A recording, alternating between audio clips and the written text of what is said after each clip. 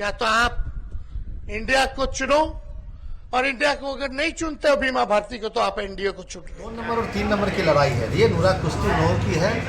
2 number और 3 number, कौन 2 number बनना चाहते हैं, कौन 3 नंबर बनना, उसकी लड़ाई है। इसलिए उसमें मेरा कोई विषय उसमें नहीं है। तेजस्वी यादव ने पप्पू यादव को लेकर जो बातें कही हैं पूर्णिया में, उसके बाद बिहार में सियासत गर्मा गई है। एक तरफ जहां पप्पू यादव को लेकर तेजस्वी यादव ने कह दिया है कि अगर आप बीमा भारती को वोट नहीं देना चाहते हैं तो मत दीजिए, लेकिन आप पप्पू यादव को मत दीजिएगा, आप एनडीए को दे दीजिएगा। इसके बाद पप्पू यादव ने भी अपनी प्रतिक्रिया दी और अब जब इसको लेकर पूर्णिया के निवर्तमान सांसद संतोष कुशवाहा से पूछा गया तो संतोष कुशवाहा ने बोला है कि ये लड़ाई सेकंड और थर्ड की है, इसमें हम लोग कुछ नहीं कर सकते। ये लड़ाई दूसरे और तीसरे नंबर की है, तो हम इसमें अब क्या ही बोल सकते हैं। दरअसल आपको बता दें, तेजस्वी यादव ने पप्पू यादव को लेकर जो बातें कही हैं उस पर जब संतोष कुशवाहा से सवाल किया गया तो उन्होंने कहा है कि हम तो वहां जीतने वाले हैं, प्रधानमंत्री नरेंद्र मोदी की लहर है, और अगर बात तेजस्वी यादव और पप्पू यादव की है तो ये दूसरे नंबर और तीसरे नंबर की लड़ाई है। तेजस्वी यादव चाहते हैं कि वो दूसरे नंबर पर रहें और पप्पू यादव चाहते हैं कि वो दूसरे नंबर पर रहें, क्योंकि पहले नंबर पे तो हम लोग रहने वाले हैं। तो अब ये दूसरे और तीसरे नंबर की लड़ाई है, तो इसमें हम क्या ही बोल सकते हैं। क्या कुछ बोल रहे हैं संतोष कुशवाहा, चलिए हम आपको उनकी पूरी बातों को सुनवाएंगे।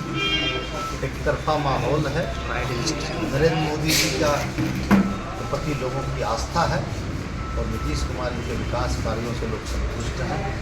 और चुनाव एक तरफा है। 2019 में जिस तरह से लोगों ने जिताने का काम किया है, इस बार उसके दुगने मतों के अंतर से ये यहाँ से चुनाव जीतेगी।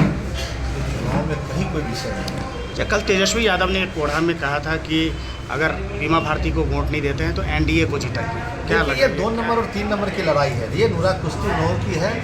2 नंबर और 3 नंबर, कौन 2 नंबर बनना चाहते हैं, कौन 3 नंबर बनना, उसकी लड़ाई है। इसलिए उसमें मेरा कोई विषय उसमें नहीं है। इसलिए 2 और 3 की लड़ाई है। जनता ने तय कर चुका है।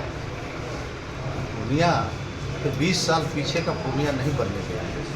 कि पूर्णिया में महाजंगल राज, अराजक की स्थिति थी, पूर्णिया उससे निकला है। पूर्णिया के माथे पे जो कलंक लगा था वो उससे पूर्णिया उभरा है। पूर्णिया में आप सभी जानते हैं कि कामरेड अजीत सरकार की 107 गोलियों से हत्या की गई। एक होटल मालिक की इसलिए हत्या कर दी जाती है कि उसके कलेजे में गोली इसलिए मार दी जाती है कि उसके ऑर्डर पर उसको कलेजी का टुकड़ा नहीं मिला, इसलिए उसके कलेजे में गोली मार दी जाती है। वो कौन लोग थे, वो किसके संरक्षण में वो अपराधी इस तरह के अपराध कर रहे थे। इसलिए दुनिया की जनता ने बड़ा मन बनाए हुए है, किसी भी सूरत में गलत लोगों को पूर्णिया में नहीं आने देगा। इसलिए कहीं विषय नहीं है। और राष्ट्रीय जनता दल और एक निर्दलीय प्रत्याशी आपस में उन लोगों की नुरा कुश्ती है। दूसरी नंबर पाने के लिए दूसरी और तीसरी की लड़ाई लड़ रहे हैं।